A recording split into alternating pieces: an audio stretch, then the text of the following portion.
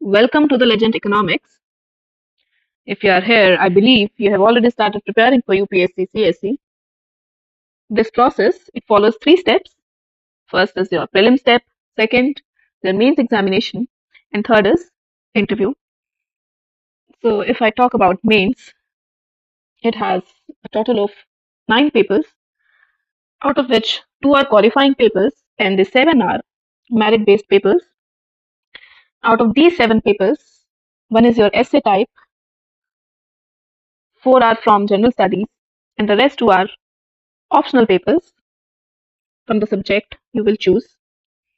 Now, the question is why you should choose economics as an optional subject, or why will you choose economics? What are the benefits of choosing this subject as an optional subject? So, in economic terms, I will say it has a multiplier effect. First of all, it is a very technical subject. It is a conceptual based paper, and around 15 to 20 questions every year in prelims they come from economics. So, if you take it in mains also, so you have a privilege here. Second is that when you study paper 2 of economics optional, then it covers around 60% of the GS3 paper. So that is why we have cross paper linkages if we choose economics as an optional subject. So now, what are the strategic pros and execution challenges in choosing this subject? Pros हमारे पास ये हैं कि if we are writing to the point, if we are using graphs, tables, we will definitely score well. So in economics, we need clear-cut answers and with logical structure. Now the challenge is that students they face uncomfortability with the graph sometimes, and there is a reason behind that. They're not able to connect real world analysis with the economics. They try to memorize the graph. We don't have to do it this way. We have to understand the concept. उसके बाद हम अपने आप ही graph बना पाते हैं किसी भी क्वेश्चन में. Now the paper one it consists of different subjects. One is your micro, then macro, growth and development, international economics, environmental economics, public finance, money and banking. So this paper, it requires scientific rigor. I would say there is a perfect way of writing the answers in this paper that we start with the introduction. We have to give the assumptions, then body with the diagrams, and then the conclusion. This is the way to write answer in paper 1. So these are non-negotiable things which we have to follow in paper 1. Now, Paper 2 is of Indian economy, and it is divided into 3 phases. Phase 1 is pre-independence, that is before 1947. Phase 2, 1947 to 1991, that is pre-liberalization because reforms came in 1991. And then is post-liberalization period, that is your phase 3. We call it as a modern economy. So around 45 to 50% of the paper too, it comes from phase 3. So it is a contemporary type paper, and we have to follow certain rules in this paper also, like we have to add relevant data, facts, schemes, which can help you score well in this paper.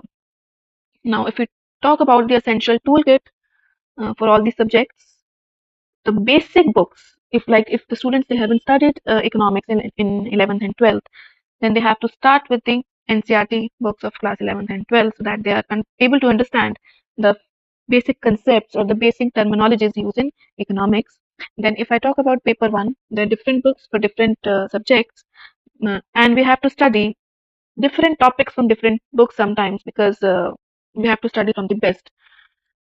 So, and in paper 2, we have to incorporate the recent data which can be covered from survey, budget, or the RBI websites, and we have to follow current affairs for this paper.